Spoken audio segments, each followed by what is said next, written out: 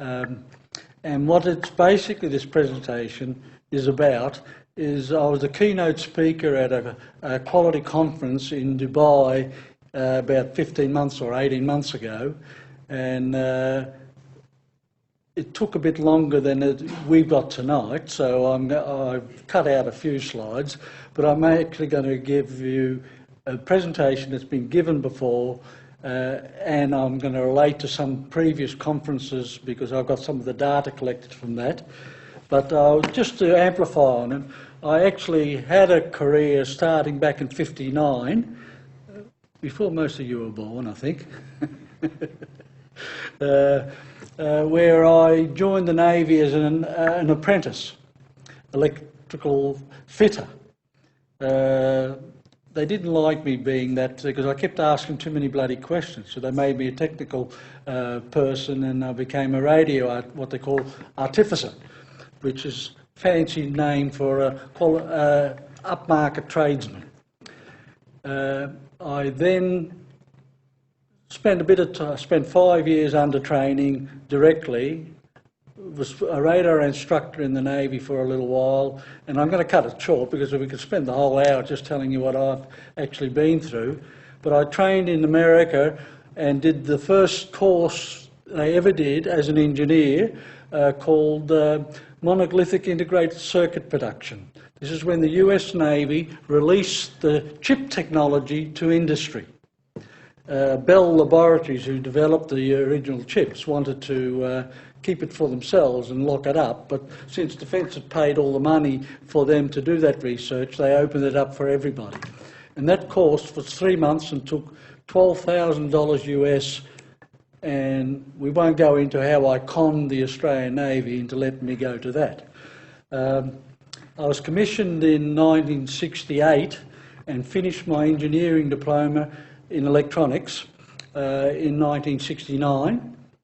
I was a member of the IEEE, the American equivalent of U, from 72 or 73 till 96, and by that time I figured hadn't done anything technical since 87, so I thought it was time to forget about all this engineering stuff. I was a weapons electrical engineering officer in the Navy, where we maintained weapon systems primarily, and crypto and communication stuff, and lots of very interesting stuff. Much better, I think, in my day than it is in your day, because, well, what I regard as what you guys do is basically package circuitry, where we actually had to know how it worked. But never mind.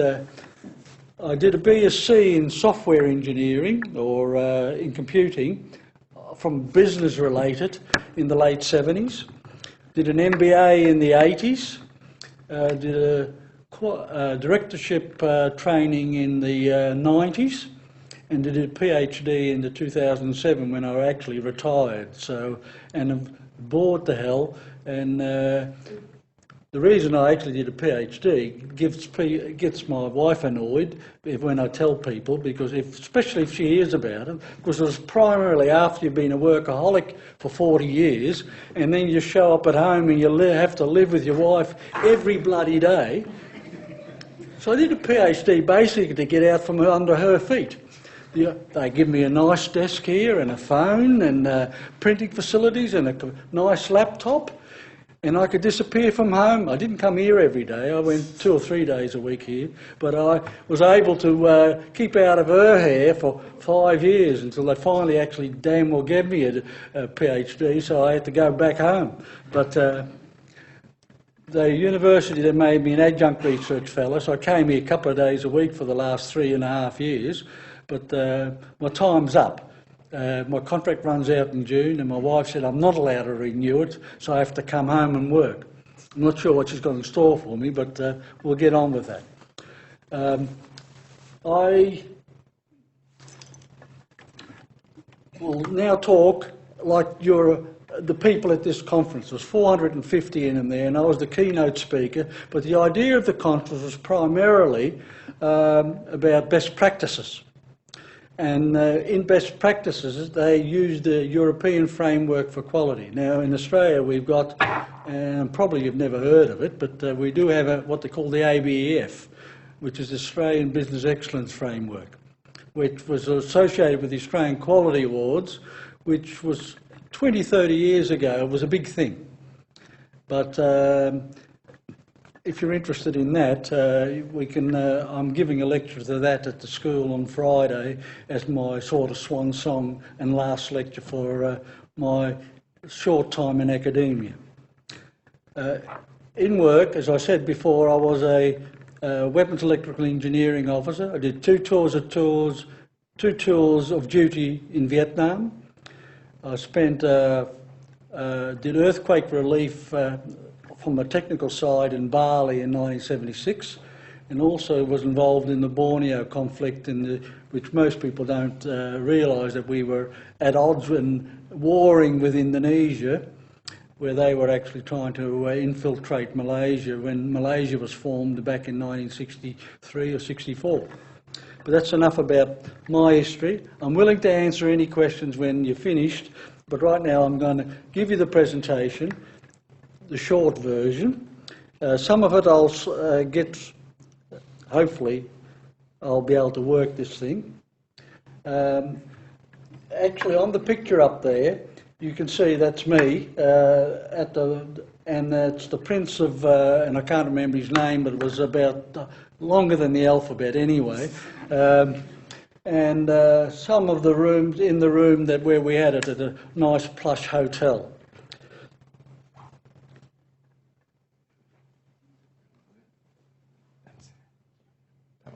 That one, okay. Here we go. Okay. Well, that basically says who I am, so we don't need to talk about that anymore. Now, what I'm actually going to say is, and we'll make it very evident as we go along, I'm not giving you a prescription for anything. I'm going to tell you lots of things and some stories, but what I'm actually saying is it's up to you what you do with it, and don't ever blame me for having said it, because you've got to. What I'm really about is trying to make you think for yourself. So everything I'm giving you here is for consideration, discussion with each other, punch each other up all you like, but whatever you do, it's not for blind acceptance, okay? Because if you don't understand it, then you really need to do more. Now, okay. The purpose of this is basically to stimulate discussion, and obviously we're going to do that. In particular, how the engagement of people using total quality management as best practice can be implemented. Anybody here heard of Tom Peters? He was one of these gurus in the 80s when the Americans took this quality thing, it went crazy, but we're not going to spend much time on it. But he had a very profound statement. People are enthusiastic, motivated and creative and totally committed, except for the 8 hours they work. What I'm basically going to be talking about is there's no such thing as an unmotivated person. And so bear with us for that. Now, the reason why we're doing this and talking about this, Gallup organisation, which is the largest data collecting organisation in the world, go into a lot of countries and collect data, and they take a survey every 2 years, and they've been doing it in Australia for about the last 20 years, where every 2 years they take this survey and they work out the percentage of people that are engaged and not engaged or not interested in working, but notice the emphasis is on people working. So it's from those between 18 and 65 that are gainfully employed that answered this survey. And I think they had about 1,900 people only that they interviewed, but as us university people are able to do is to turn this thing surveys into actual reality. But we'll leave that one with you. But what they're basically saying is, you've heard all the debates in the last couple of months about budgetary things and how the previous government, the last time the Liberals were in, they spent about 8 years accumulating some wealth for Australia, and they had in our private fund, they managed to accumulate $40 billion. over a number of years and said that was a good little nest egg for Australia.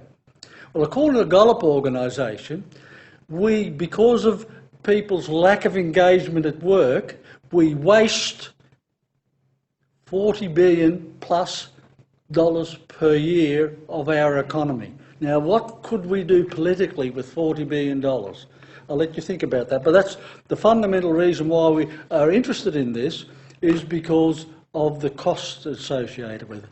Now, within engineering, they've got the quality profession, which is part of really the engineering, and they worked out that for manufacturing industry, if you actually get into this, what they call lean manufacturing and quality management, and you do all your best, if you're really good at it, over a 5-year period, you can probably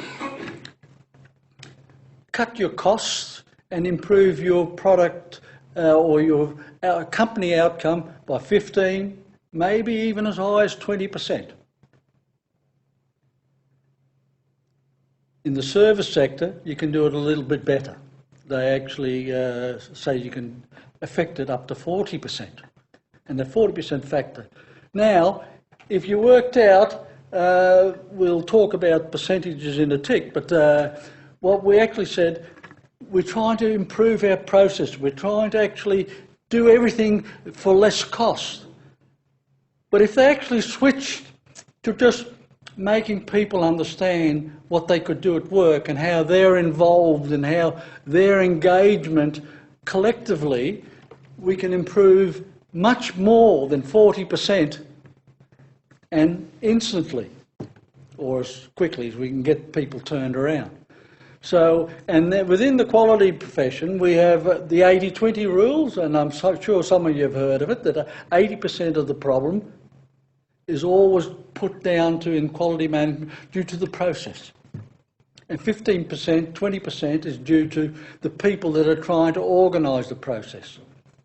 And this is what, and now what I'm actually proposing is that's totally wrong. And that's why I'm at odds with a lot of my colleagues in the quality profession, where I've worked for the last 20 to 30 years, because I believe that 99.9% of the problem is people. And we'll talk a little bit about, it may not be their fault or their intent to have that, but we'll hopefully be able to present a bit better on why that's the case. Now, we'll talk a bit about Australia's engagement at present. It's there in the centre.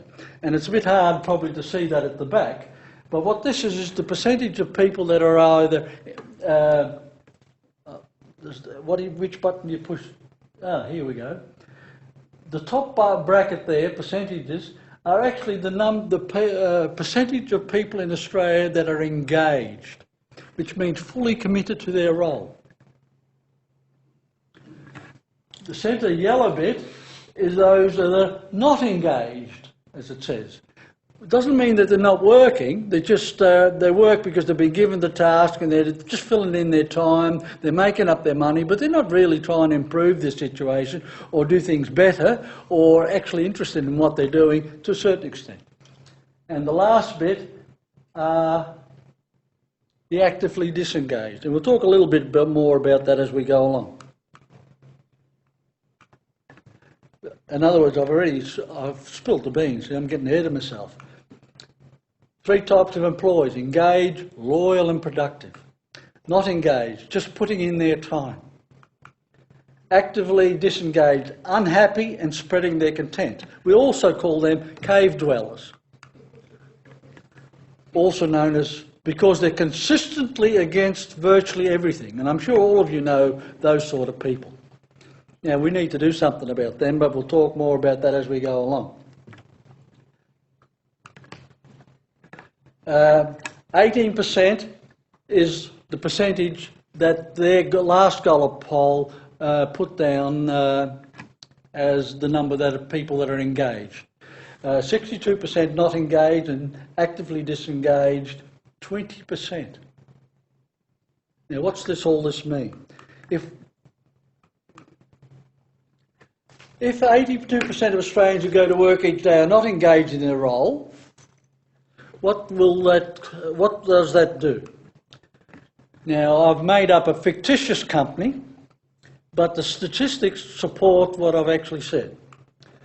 If we had a company of 100 employees, we had a $5 million payroll, annual pay benefit of 50%, that's, you know, of the 100,000, there'll be some more and a lot and some less. 20% of engaged working at 100% capacity, 80% at 50% capacity, if you're lucky. What does that mean? The cost of the ABC company would be 40% of their payroll. So 40% of their payroll is just a waste. We're not getting wealth from it, we're not gaining from it, society's not gaining from it. So this is a fairly important issue. Or $2 million out of a $5 million payroll. So, now, when I actually gave this talk first, was back in 2005, actually on the Gold Coast, when I just moved up, and I was not a keynote speaker, I was just a speaker and we were talking about this engagement bit, because I've been on this bandwagon for a few years now, about 20 odd, maybe more, but I actually, you know what a worm control is? For those that don't know, it's something you'd pick up at the door as you come in. It's a little control, and when I ask you a question, you can agree with me, disagree with me, or whatever else, and vote on that, and push the button, and it instantly comes up on the screen. Okay? Now, because, and I'd actually taken up the opportunity when my company that was trying to promote this at this conference, and I was the only one who actually took them up, offered it for free to trial out. But the interesting thing is, the moderator for my session was also the chairman of the Australian Quality Organisation. And he was totally disagreeing with my proposals and questions, almost abusing and trying to stop me from carrying on with such crap, as he called it. But the interesting thing was, he wasn't looking at the screen. He was just talking to me, sitting there and everything. So he never saw what was coming up. And when the audience started to laugh when we asked him the questions, he couldn't figure it out. And you'll see why. Because what I actually now will show you, I consider the majority of people in my workplace to be engaged, not engaged, or actively disengaged. Now remember, this was over 400 people who were all quality managers, chief executives, directors, so it was a fairly highbrow thing. Some lower, and I don't mean that in a derogative sense, some common, no, that's the wrong word either. See, I have a bit of trouble sometimes, and I'll apologise, especially to ladies, if my language gets a bit colourful at times, because 20 odd years in the military does tend to set your vocabulary somewhat. But anyway, 46% of them said they were engaged, but 52 agreed that their employees and fellow workers were not necessarily engaged. So they didn't agree with the figures of the Gallup poll, but they in themselves, now this is the cream de la creme, if you're supposed to, that is paying lots of money to go to this conference, and half of them knew that their workers were not productive. Why didn't they do something about it? They give them processes, lean, mean, and all sorts of stuff. Sig Sigma, anybody heard of that, Sig Sigma? Okay, well, my opinion is forget it, okay? Because it'll do nothing but take your eye off the game, because you're actually putting yourself down to the processes that are controlled by a very few people that you need to be certified to it, and you've got no idea why they're doing it or what they're doing it, and they're not using the engagement of everybody collectively as a team.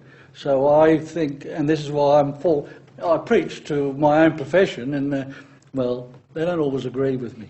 Let's say they mostly disagree with me. But it's up to you. Why I'm saying is, think about it and you do what you think is right. Anybody here heard of the Good to Great study by Professor Jim Collins? God, somebody must have heard about it.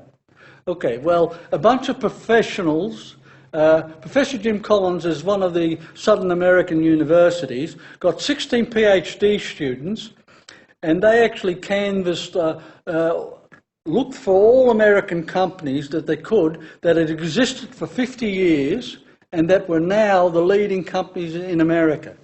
Because a lot of the top companies now the top companies in the world will not be there in 5 to 10 years, and that's been forever. But there are some companies that really gone the distance.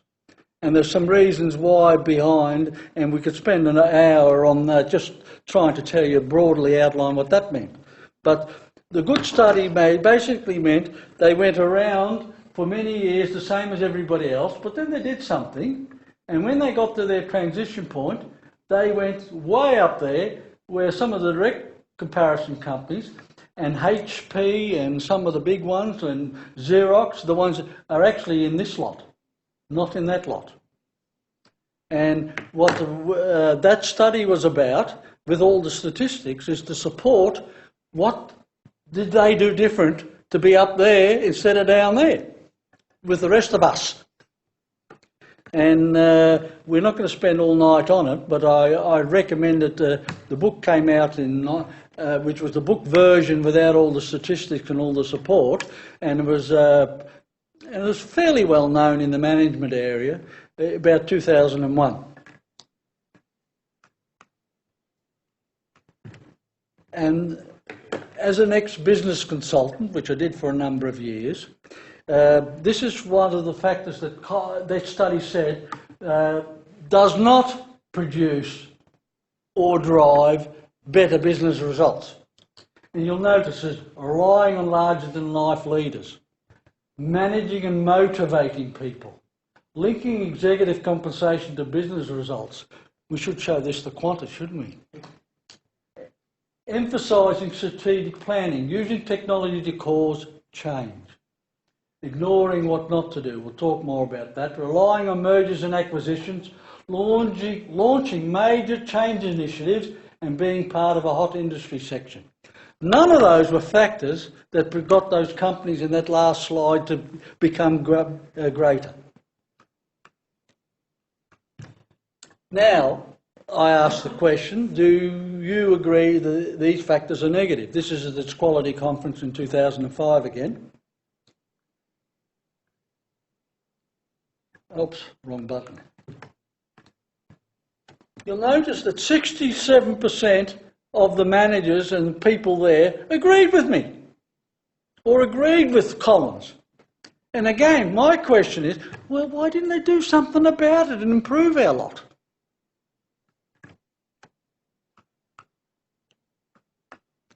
Okay, now we'll go a little bit about Collins, and you've got to understand this is Americanese, so if you needed it in plain language I can probably give it to you better, but I have to quote them specifically because that's what good academics do, isn't it?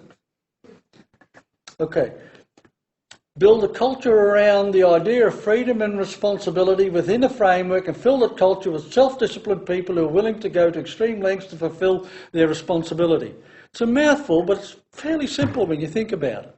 What they're actually saying is you should be interested in what you do and do the best at what you do. And now we talk about the right people, because the old adage that people are the most important asset is not true. The right people are. And whether somebody is the right person has more to do with character traits and innate capabilities, in other words, their attitude, than with specific knowledge, background or skills. Because you can always gain skills, you can always learn more, you can get more knowledge, but people's attitude, which is what most of it forms, is very difficult to change. The right people are the most important asset. Surprise, surprise. 90 plus people agreed. Now, how do we sort out getting people better? They begin by confronting the brutal facts of the current reality. In other words, get real, find out what's going on and get with it. Okay, start with an honest, diligent effort to determine the truth of the situation. The right decisions often become self-evident, and it's still true. And create a culture wherein people have a tremendous opportunity to be heard and ultimately for the truth to be heard. I sometimes have a bit of trouble with this. I got a new plate and it's a pain in the butt. So I'm getting some, what do they call them? Implants done. So hopefully I'll stop hissing and the thing stops moving in my mouth and we can get back to... Anyway, to confront the brutal facts of the current reality, you create a climate where the truth is heard involves four basic: lead with questions, not answers. Engage in dialogue and debate, not coercion. Conduct autopsies without blame. And I'm trying to teach my wife this, because every time something goes wrong, there's only two of us in the house, so she says it's my fault. And she just doesn't understand that shit happens. Anyway, we build red flag mechanisms that turn information into data that cannot be ignored. In management terms, called corrective action systems. And we'll talk a bit more about that. But this one's a very interesting one. Charisma can be as much as a liability as an asset. The strength of leadership personality can deter people from bringing out the brutal facts.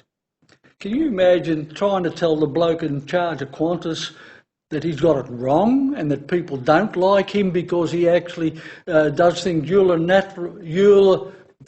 on behalf of the country that's not right? And it's the same thing. We have other leaders, if you can think about it. They may be great in their own, they did good things, but if you can't talk to them and converse with them and share your ideas with them or understand what they're trying to do, they're a lost cause. And I suggest to you, most of our leaders in Australia are a bloody lost cause. Okay, spending time and energy trying to motivate people is a waste of effort. The right people will be self-motivated. However, one primary way to demotivate people is to ignore the facts of their reality. And that's the same with everything. In other words, it's very difficult to motivate people. If they give you twice the money, do you do twice the work? But if they don't pay you enough so that you have to worry about where your next meal's coming from, that you haven't got enough clothing is, no matter what they actually say, you're not going to be motivated anyway or interested, because all you're interested in is getting fed, finding a roof over your head. So in other words, you can demotivate people easily, but you can't motivate them. That's something within yourself. And then basically to achieve, you need a deep understanding of what you can be best at, insight into your primary economic drivers, and set goals and strategies for yourself based on understanding, not bravado. What does that mean? Anybody hazard a guess? How many times, and we haven't got time for me to give you the whole story, but let's just say my secretary once, I got a new secretary in, and she was trying to do the right thing by me, and I gave her some specific instruction what I needed done by 3 o'clock when I come back, because I had to front the board and tell them that we were a great company in Australia because we only killed 2 people last year, which didn't go well. But so she was writing up the report, but she didn't listen to what I said, and it got a bit more complex because it was all automated, how we pull data from all over the place and bring it into a report. And I told her if she ran into any trouble whatsoever, get my ex-secretary, who was now the MD's secretary, trained her up bloody well, but and she stuffed it up. So I come back at 3 o'clock, pick up my report, ready to go to the board meeting, which starts at 6 o'clock in a different location, and it wasn't any good. And she got mad at me because I abused her. Now, we probably, there's a bit of fault on both sides, but if she asked what you told, it would have been fine. But she actually worked hard. She got the girl from the reception desk, asked another couple of girls who didn't know what they were doing, and collectively they worked over their lunch hour with it, and they did all this good work. And they expected to get praise for it. But why didn't they get praise for it? Because they didn't achieve what the hell we wanted to achieve. Now, it's the same thing, and this is I'm telling you this slightly shortened version of the story because it'll relate into what we're going to talk about next. And obviously, we need integrated teams. Now, when we talk about a team, I'm talking about this is whether you have a small team, a big team, the whole company, whatever else, makes no difference. Story is the same. The team is assembled by the person assigned the responsibility and accountability for the group. And we need to recognise that. There is a boss, and he's got the ultimate can, whether it be to a board or to his manager or whatever else, and we need to support him in that, or her in that. But each member has the ability to argue and debate in search of understanding, not from an egotistical point to win a point, not from the egotistical need to win a point or protect their own parochial interests. Members come from a range of this perspective, but each member has knowledge about some aspect of the organisation that they can contribute to the group. Because that's why you're employed. You're not employed to not do anything or not know anything. And the quality team does not seek consensus, because consensus decisions are often at odds with common sense. Because who has responsibility for the group? The boss. So you should argue with him, tell him in it, and you give your opinions, and don't get mad because he follows some other line, but it's his responsibility, so you should support him in what he's decided.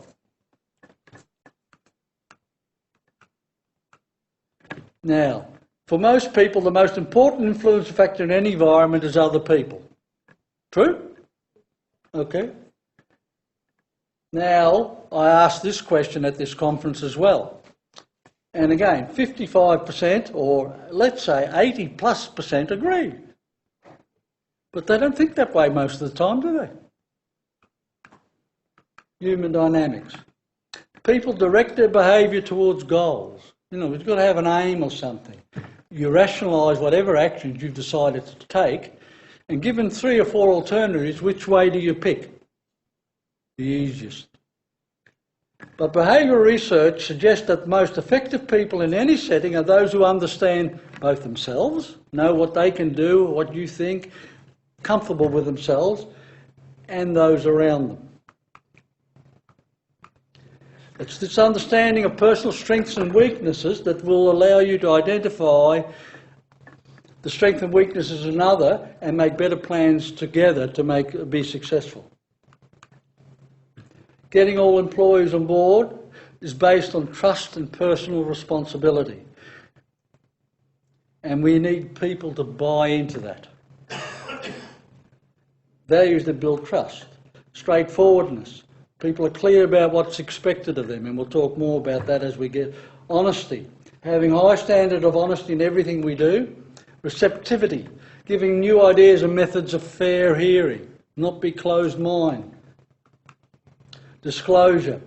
Communicating openly one's own ideas and opinions, because they want that.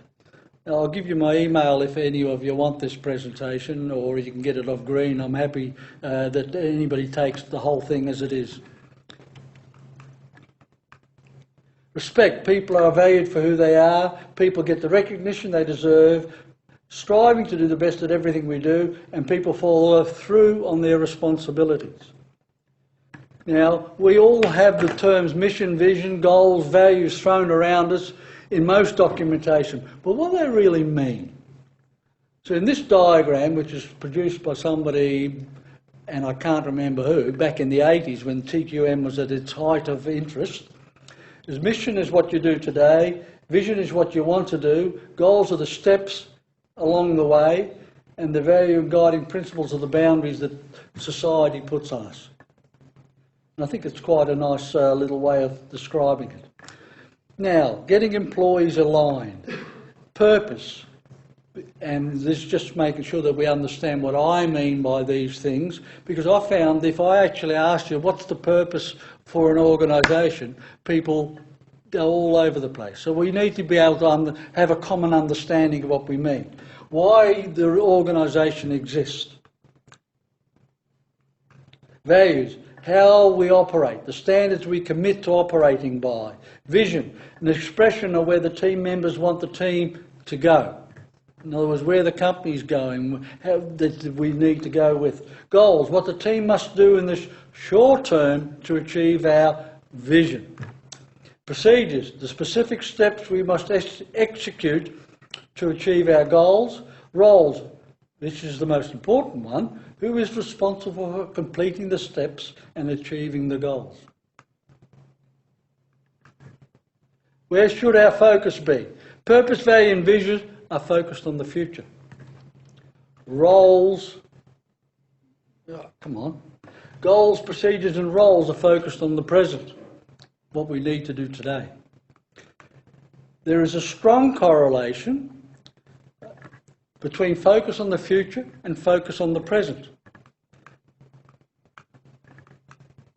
What that means is teams that are more strongly aligned with your organisation's purpose, values and vision, and that's true here or in any organisation, university, school, even in life, in a sporting team, this still holds true.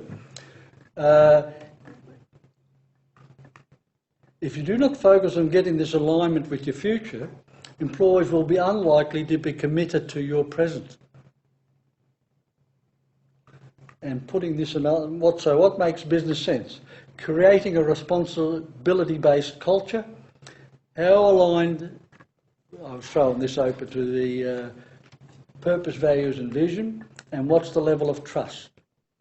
To start the journey of real quality, you first need to understand your organisation's culture. Now, to transform your culture, the key is to give all people the skills and the tools to build trust and align themselves with their organisation's purpose, values and vision. Good motherhood statement, but it is worth thinking. Now I'll talk about story one, Vietnam. Back in 90, and there's a reason I'll make it brief, but if all of you watch war movies, with on ships, because that's what I was in the Navy, where they get the klaxon going and you see people running around all over the place like cutcacks and putting oven hats and metal hats and putting on this what they call anti-flash gear and you start yelling at each other and turning on things and buttoning, running around. In reality, that's exactly what happens. Now, but people can't do that instantly. You have to be trained to do that.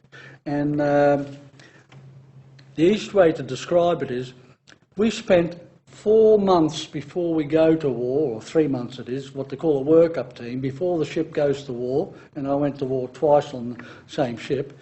We spent 3 months practicing, running weapon systems, what to do, and all sorts of stuff. But one of the first things to do is when you're just steaming along, nice and quiet, and all of a sudden the klaxon goes and you have to be ready for war, because you can't stand up and man the guns and have everything switched on all the time. So you're at a relaxed state out in the ocean, and suddenly the whistle goes, the klaxon goes, and everybody runs around and gets into position, tries on their weapon systems, reports it, up the line, make sure that everything's working, that everything's shut down the way it should be.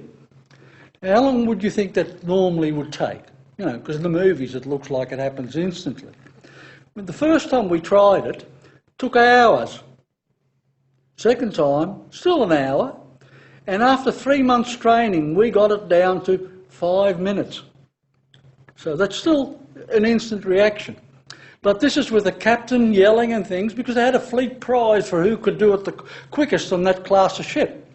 So we actually practiced and practiced, but we couldn't get it down to the few seconds under 5 minutes that one of the other class of that ship had done. And we get independent umpires, what they call a fleet training group, that's around there making sure that you've done all of this.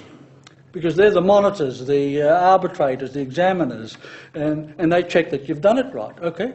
So that's easy enough to understand, isn't it?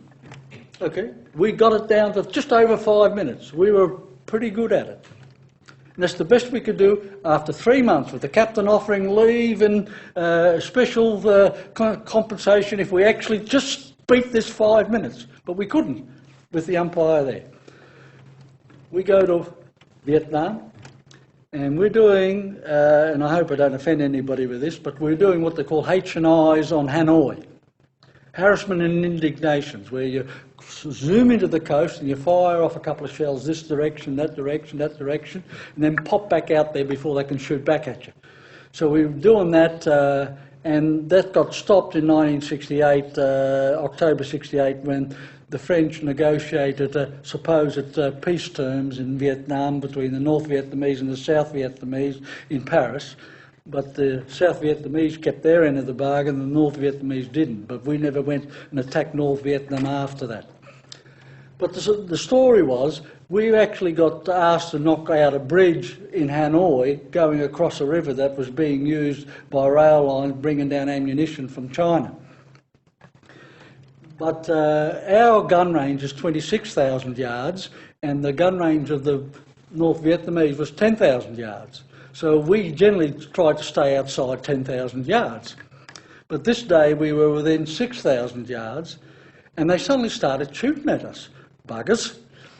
You know, and shells are landing over and under. And if you know anything about physics and water and sound, when a shell hits you, misses you by 50 feet, in the ship you feel the shock waves and you think you've been bloody well hit. And I'm not sure how many of you saw The Hunt for Red October, the movie, when all dark lights and things and everything's red, which is too close to the real situation. But the thing is, we got straddled, so the shells landing all around the ship, and only little shrapnel things actually hit the ship. But everybody thought that we were hit. Now, 4 people out of a crew of 330 went mad, sat in the corner and couldn't function. They had to, hours later, they pulled them off by helicopter and took them off the ship and to one of the American carriers and sent them home, what they call medevaced them out. The next day, 100 miles off on the Tonkin Gulf, quite safe, the alarm suddenly went. We were at Lac State. How long do you think it took them this time to get bloody well ready? 3 minutes. 3 minutes, 40 seconds. A 40% improvement in operations. Why? It wasn't because they were scared, because you actually get quite high on adrenaline when you're actually in the situation, because you can't function if you're scared. It's not to say you shouldn't be scared, but it's not what drives you. You get quite a high. But all of a sudden, people were interested in making sure we worked together as a team, that the outcomes, they realised they had a role to play in it. So it's, okay, so that's, we'll go on with it. Oops, wrong. Okay. Project management, and that's probably the easiest way to term. If any single activity, event, design, detail is crucial to the success of a project, it must be performed by persons who have the experience and proven capabilities to justify accepting the responsibilities. And this is fairly important in the engineering field. Assignment of tasks to a person having lesser qualification and experience is an unnecessary risk which can topple a project or undertaking, as well as the professional reputation of the company and the people involved. Now, not everybody can be experts. So what we're going to talk about now is, what do you do if you've got a task and you're not up to snuff, because most people won't admit it. Here we go. Come on. Okay. Now, and you'll understand why in a minute. Why is the task being undertaken? Every time that you've got a job within the organisation, if you can't answer that you're doing it for one of those 4 reasons, should you be doing it? And the answer is no. And people actually, because we want you to think about it. And this is where I tell another story, and I've got lots of them, but we'll stick to just 2 for today. The second one, I was production superintendent of a factory of Thorn EMI Electronics, just after a year after I got out of the Navy in '81. And I was sitting in and we were a modern factory. We had 150 people, our employees, working and building all these electronic bits for military purposes. And I was sitting in my office in the centre there because they really wanted to give the manager a hard time and put him up there on show, so I couldn't scratch my bum without being actually seen by all the employees. And that's the year we all started implementing TQM and all this sort of stuff that came out from America at the time. But I was sitting there in my office, and along comes this guy in a white coat with a little box up there, it's about that big, and he puts it on top of a desk somewhere, and he goes and chats to somebody, and he looks at his watch, and after about 15 minutes he picks up his box and he writes down, looks in the box, writes down the things in a book he's got with him, shuts the book up and disappears. Didn't think that much about it, but when I saw him back the next week, being an inquisitive guy, I wanted to know what the hell he was doing. And but I didn't get in time to see him, so the next week, Thursday, this is a week later, he's back again, so I bailed him up. He says, "What are you doing?" And he's quite open about it. He says, "I'm here to actually take the humidity, the temperature and the barometric pressure in the room." And then I threw a question at him. I asked him, "Why are you doing that?" And he says, "I don't know." He says, "Well, why are you doing it?" He says, "Well, I was asked to do it and told." He said, "How long have you been doing this?" And he says, "Oh, about 18 months. He says, "Did somebody do it before you or give you any instruction?" "No, that's what I was told to do." And he showed me. He had a plan of about 20 different rooms around this, because this was built, the factory at Thorn EMI was built within the Defence Scientific Organisation in Salisbury, South Australia, which used to be a big research establishment with lots of munition buildings and little buildings all over the place. So they were looking for a room that had certain parameters, apparently. So I actually went to the senior manager's meeting a couple of days later, and I said to the general manager, no, I said to the quality manager, because that's who this guy worked for, I says, "Why is this guy doing this?" And he was an officious bugger, so he said, "None of your bloody business, it's my job. But the general manager was a smarter guy, and he said, "Oh, well, I want to know too." So all the other senior managers, and there was 9 of us, so he said, "We want to know too." So away this general manager, this quality manager goes away, and he comes in very sheepishly at the meeting next Friday morning, and the general manager picked up on it and says, "Well, why did we do that?" He says, "Well, I stopped the practice yesterday." He said, "That's not what we asked. We asked, why were you doing it?" And it turned out the company got a job to replace some temperature and pressure-sensitive elements of an Ikara missile fin, which was top secret one in the development in the early 60s, and they had to put some modifications to it. They were looking for a room that met certain criteria that could do this very quick turnaround contract and replace some of the components, because it was part of a big research at the time. They did that job in '64 and finished, but they just forgot to turn off the guys looking for the room to put it in.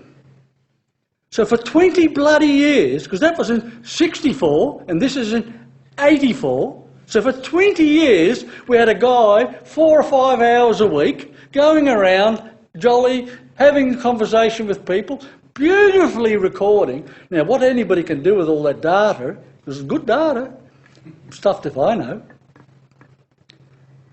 The point being, I'm trying to make strongly, is if you don't know why you're doing it, question it, find out, and if it doesn't make sense, tell whoever it is until both of you have the agreement in your mind and you understand why you're doing it. Because whatever you do, it's got to have a purpose. If it doesn't have a purpose, don't do it. Okay? Now, it's easy to tell you all this, but I do have a process for making sure this doesn't happen. Okay? This is my own work. It's from a PDCA modified, but I believe, as the Director of Quality for Australian Defence Industries, where we had probably over the 10 years I had that role, we would have had thousands and thousands and thousands of corrective actions, because defence, everything that goes wrong gets documented. And then you've got to have a reason for, you not only got to document why it went wrong, which is what under 9001 for those that know a little bit about it, but you've got to actually say, what are you going to do to make sure it doesn't happen again? And is there anything you need to do to make sure that that circumstance doesn't happen again? Now, of the 10,000 things, every one of the reports that I get, including people getting killed, can be attributed to not following these simple 3 steps in that order. Okay? Because of what it says, do you understand what you're doing? If the answer is no, it doesn't mean that you can't do the job, but you've got to tell the person who gave it to you or your supervisor, and you've got to tell him that you don't know how to do it. And surprise, surprise, most supervisors, if they're worth their salt, will actually say, okay, well, how about I take control of it and I'll show you, or I'll get somebody that knows how to do it to show you and help you, and then keep me informed of what you're doing, and on you go, if you follow the sort of line. In other words, don't do a job that you don't understand what you've been asked to do, like my secretary did. Do you have the knowledge and skills to do the job properly or to succeed at it? Because surprise, surprise, you may actually know, but it could be outside your area of competence. That still doesn't mean that you can't see that it's done, but you've got to get help. You've got to get somebody that knows what they're doing. Not difficult, not rocket science, is it? Okay, next. Do you have the resources to succeed? Because if you don't know what the work requirement is, you can't answer the questions whether you have appropriate skills. And if you haven't got appropriate skills, you can't answer the question whether you're appropriately resourced. And remember, the most important resource is time. How many times does somebody, you go to the boss and he gives you a job and he asks you, how long will that take? He says, about 6 hours. Okay, you got 2. And then it screws up. Now, who's at fault?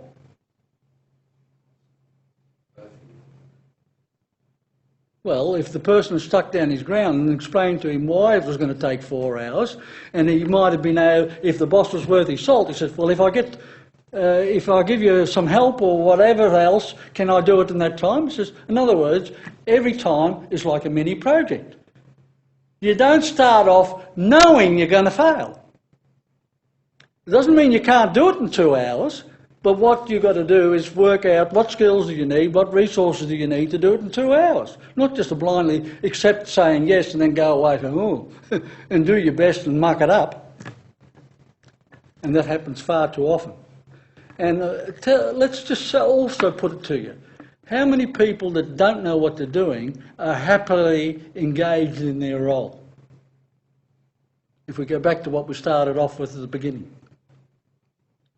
The only people that are actively engaged in the roles are the people that are appropriately skilled, appropriately resourced, and know what they're doing. Wouldn't that be a fair statement? Because any of those, you don't have those, you're not happy with what you're doing.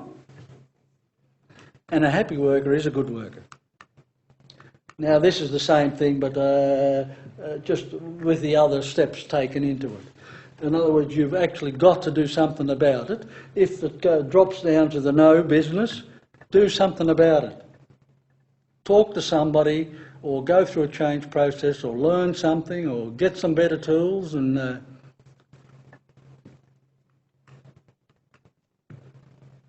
now finally, because I think I've reached my time. The first time I put this up, and this is not mine, this has been going around the traps and the internet for years, okay? But the first time I put it up, I forgot to put the word joke in it, and a couple of the audience actually got all serious and started to abuse me. But it brings home a good point. You understand what it's saying? For A is 1, B is 2, C is 3, etc., for the whole 26, then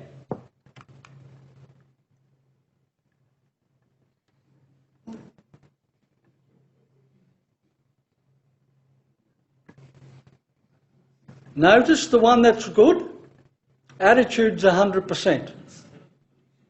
Over the top of bullshit and ass kissing. and they all happen.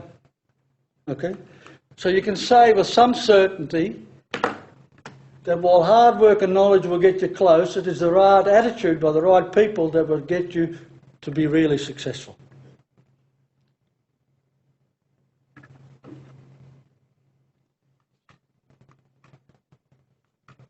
Any questions?